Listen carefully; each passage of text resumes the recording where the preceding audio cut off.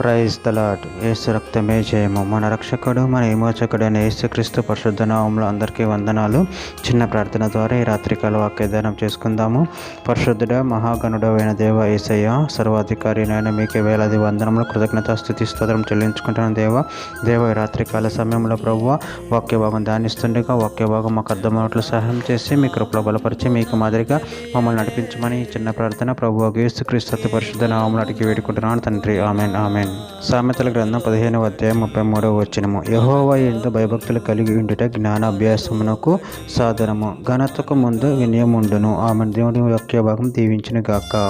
ప్రభునందు ప్రియులరా, ఇక్కడ వాక్య భాగంలో గమనించినట్లయితే యెహోవా యందు భయభక్తులు కలిగి ఉండుట జ్ఞానాభ్యాసమునకు సాధనము, ఘనతకు ముందు వినయం ఉండును. అదేవిధంగా వాక్య భాగంలో గమనించినట్లయితే సామెతల గ్రంథం 1వ అధ్యాయం 7వ వచనంలో యెహోవా యందు భయభక్తులు కలిగి ఉండుట తెలివికి మూలము, మూర్ఖులు జ్ఞానమును ఉపదేశమును తిరస్కరించుదురు.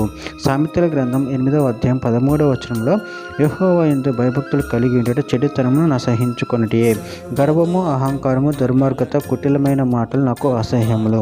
యోబు గ్రంథం 28వ అధ్యాయం 28వ వచనంలో మరియు యెహోవా యందు భయభక్తులు జ్ఞానమునయు దుష్టత్వమును విడిచుటయే వివేకమనియు ఆయన నరులకు సెలవిచ్చెను.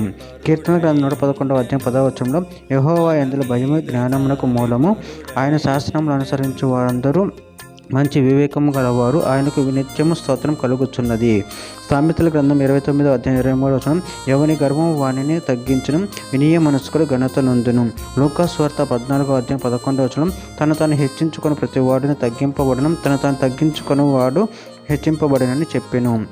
పేతురు రాసిన మొదటి పత్రిక 5వ అధ్యాయం 5వ వచనము. చిన్నలారా, మీరు పెద్దలకు లోబడి ఉండి మీరందరూ ఎదుటి వాని ఎడల దీన మనసు అను వస్త్రం ధరించుకొని మిమ్మును అలంకరించుకోండి. దేవుడు అహంకారులను ఎదిరించి దీనులకు కృప అనుగ్రహించును. సామెతల గ్రంథం 11వ అధ్యాయం 2వ వచనంలో అహంకారం వెంబడి అవమానం వచ్చును, వినయం గలవారి ఎత్తే జ్ఞానం ఉన్నది. మత్తయి సువార్త 23వ అధ్యాయం 12వ వచనం తను తాను హెచ్చించుకున్నవాడు తగ్గింపబడును, తను తాను తగ్గించుకున్నవాడు హెచ్చింపబడును.